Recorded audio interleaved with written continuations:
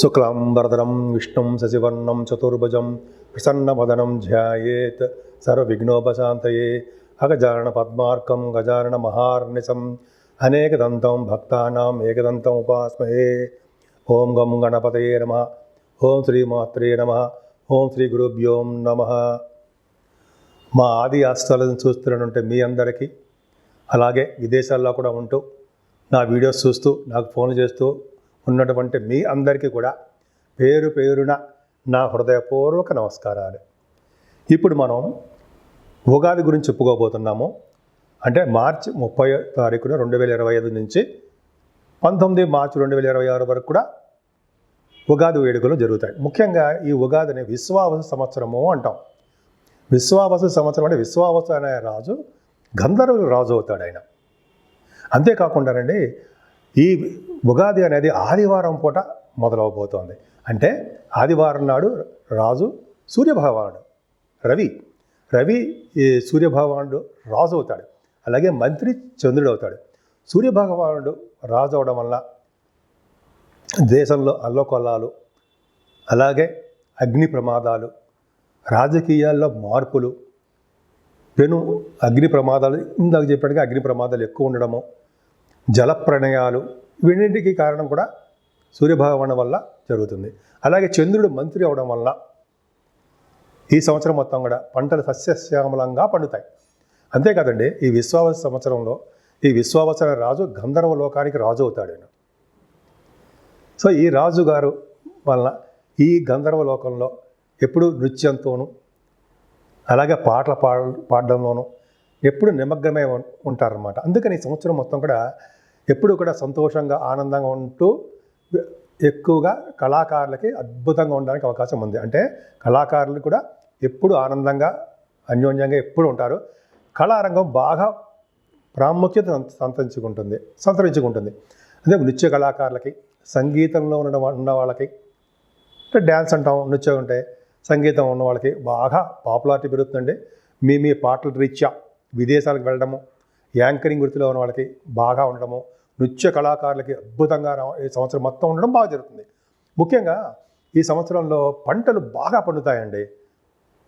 రైతులకి బాగా కలిసి వచ్చే కాలం అని ఖచ్చితంగా చెప్పచ్చు విశ్వావసు సంవత్సరంలో. అంతేకాకుండా ఈ విశ్వావసు సంవత్సరంలో కూడా ప్రేమ పెళ్ళిళ్ళు అధికంగా బాగా జరుగుతాయని ఒక శాస్త్రవచనం. ఇప్పుడు మనం విశ్వావసు సంవత్సరంలో 12 రాసుల వాళ్ళకి ఎలా ఉండబోతోంది తెలుసుకుందామండి. ఈ ఉగాది నుంచి అండి విశ్వావసు సంవత్సరంలో శని ప్రభావం చాలా ఎక్కువ ఉంటుంది. సిగ్నిఫికెంట్ చేంజెస్ బాగా ఉంటాయి. చాలామందిలో స్పిరిచువల్ డెవలప్మెంట్స్ ఎక్కువ ఉంటాయి. అంటే ఎక్కువగా ఆధ్యాత్మికత ఎక్కువ ఉండడము, యోగాలు, మెడిటేషను, వాకింగు, సింపుల్సిటీగా ఉండడము, ఇవన్నీ చాలామందికి అలవాటు చేసుకుంటారు.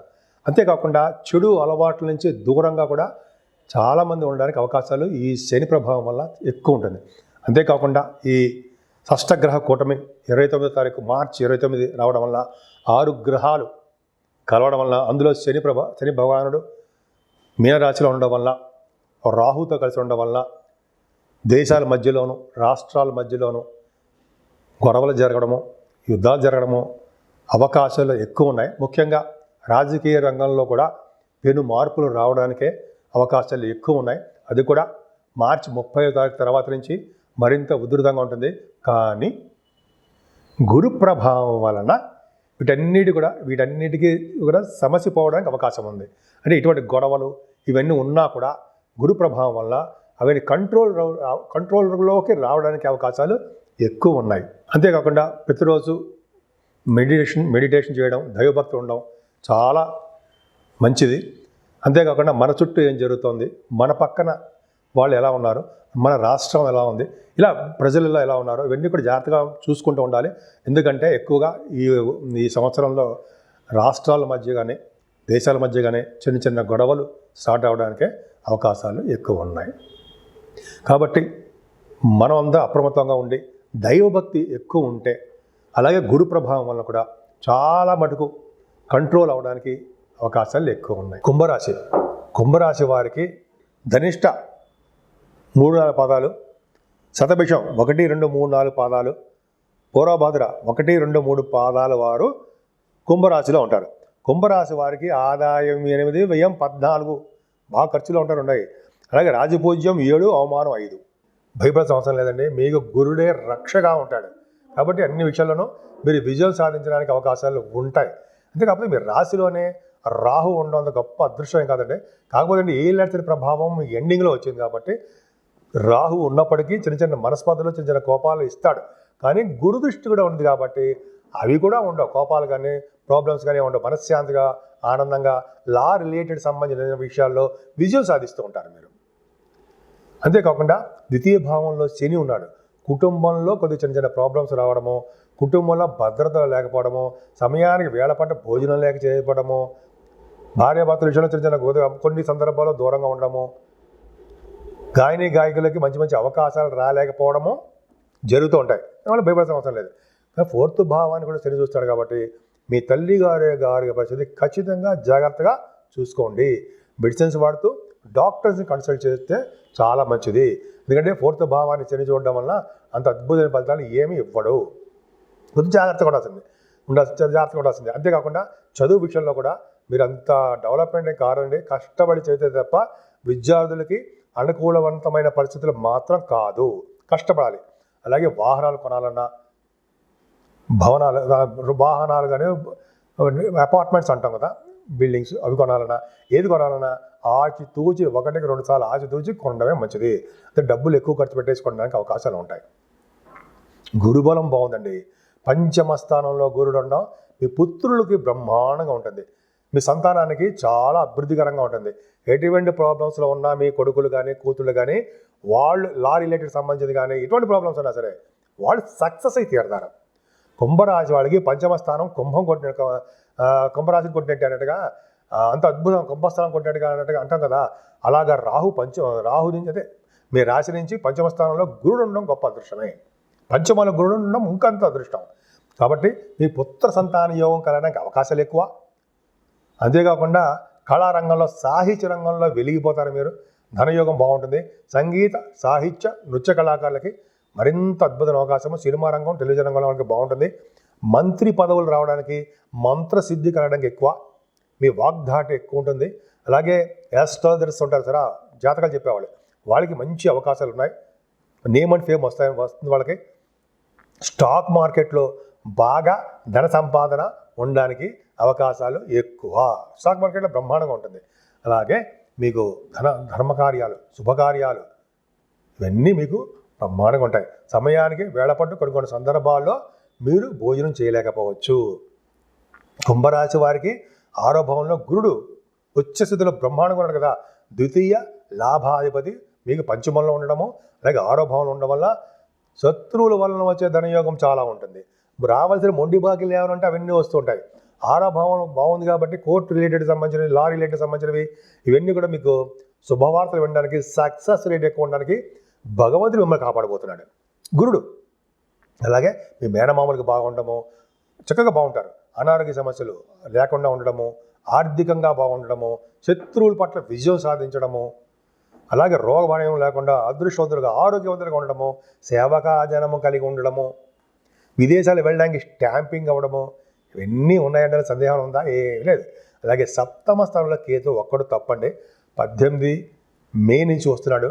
అంటే భార్యాభర్తల విషయంలోనూ అలాగే ద్వితీయంలో శని ఉండడం వల్ల కొద్దిగా కొన్నాళ్ళ పాటు మీరు భార్యాభర్తల విషయంలో కొద్దిగా దూరంగా ఉండడమో, లేకపోతే కొన్ని చిన్న చిన్న మనస్పర్ధలు రావడమో, దగ్గరకు వచ్చిన సంబంధాలు ఆగిపోతూ ఉండడమో, లేట్ అయిపోతూ ఉండడమో ఇవన్నీ జరగడానికి అవకాశాలు మాత్రం ఉన్నాయి. కొత్త వెంచర్స్ మాత్రం స్టార్ట్ చేయకండి. స్టార్ట్ చేస్తే కొద్ది చిన్న ప్రాబ్లమ్స్ రావడానికి అవకాశాలు ఉన్నాయి. ఏదైనా 8వ స్థానంలో రవి బుధులు ఉన్నారంటే 8వ స్థానంలో తలవంతలంగా వచ్చే ధనయోగము, ఫారిన్ కరెన్సీ, గవర్నమెంట్ ద్వారా వచ్చే ధనయోగము, విదేశీ పర్యటన ఇవన్నీ మీకు జరగబోతున్నాయి. 8వ స్థానంలో రవి బుధులు ఉన్నారు. 8వ స్థానానికి శని దృష్టి కూడా ఉంది. కాబట్టి మీరు ఆరోగ్యమే భద్రత, ఆరోగ్యం మహాభాగ్యం ఉంటాం కదా. కొద్దిగా మీరు 8వ స్థానం రవి బుధులు ఉన్నారు కాబట్టి కొద్దిగా జాగ్రత్తగా ఉండండి. జూలై నుంచి నవంబర్ వరకు కూడా అనుకూలవంతమైన పరిస్థితులు, రోజులు మాత్రం కాదు. సూర్యభగవాన్ని ఆరాధిస్తూ, వెంకటేశ్వర స్వామి దర్శనం చేసుకుంటూ, శనికి తైలాభిషేకాలు చేసుకుంటూ ఉండడమే మంచిది. భాగ్యస్థానానికి గురుదృష్టి మాత్రం ఉందండి.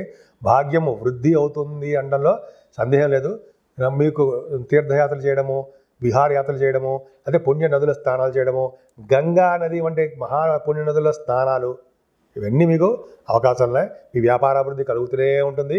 అంతేకాకుండా మీరు చదువు రీత్యా, మీ పర్సనల్ పనుల రీత్యా విదేశ పర్యటన ఎక్కువ. ఈ సంవత్సరం మొత్తం బాగా ఉంది. మీ వ్యాపార అభివృద్ధి దినదిన ప్రవర్ధమానం అవుతూనే ఉంటుంది అన్న సందేహం లేదు. దశమంలో రవి బుధ కుజులు పర్ఫెక్ట్గా బాగున్నారండి. కుజు దృష్టి ఉంది. దశమంలో కనుక రవి బుధ కుజులు ఉన్నారంటే డాక్టర్స్ వృత్తిలో ఉన్న వాళ్ళకి చాలా చాలా బాగుంటుంది, ఖచ్చితంగా బాగుంటుంది. ఎందుకు?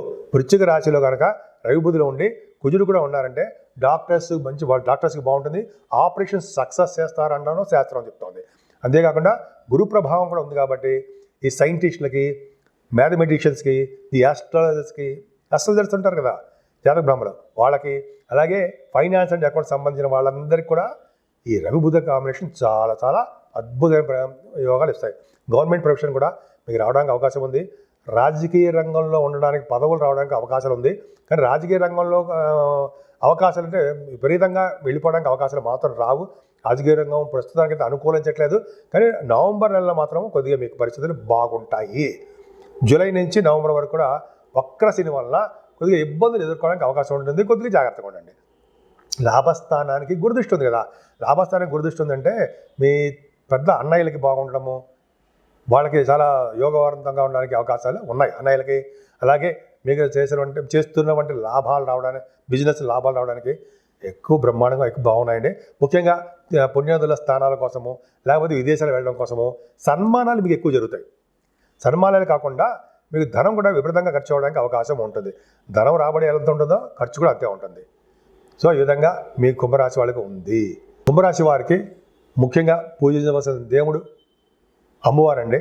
అమ్మవారిని నిరంతరం పూజించడం వల్ల, అలాగే శనీశ్వరుడికి తైలాభిషేకాలు చేసుకోవడం వల్ల, గణపతి ఆరాధన, సుబ్రహ్మణ్య స్వామి ఆరాధన చేసుకోవడం వల్ల సప్తమ స్థానంలో ఉన్న దోషాలు, అష్టమ స్థితి దోషాలు పోవాలంటే శని దృష్టి ఉంది కాబట్టి అనారోగ్య సమస్యల నుంచి బయటపడాలంటే ఖచ్చితంగా మీరు అమ్మవారిని పూజించవలసిందే. వెంకటేశ్వర స్వామి ఆరాధన, అలాగే శివాభిషేకాలు చేసుకుని ఉంటే మీరు ఈ గంట నుంచి బయటపడడానికి అవకాశాలు ఎక్కువ ఉంటాయి.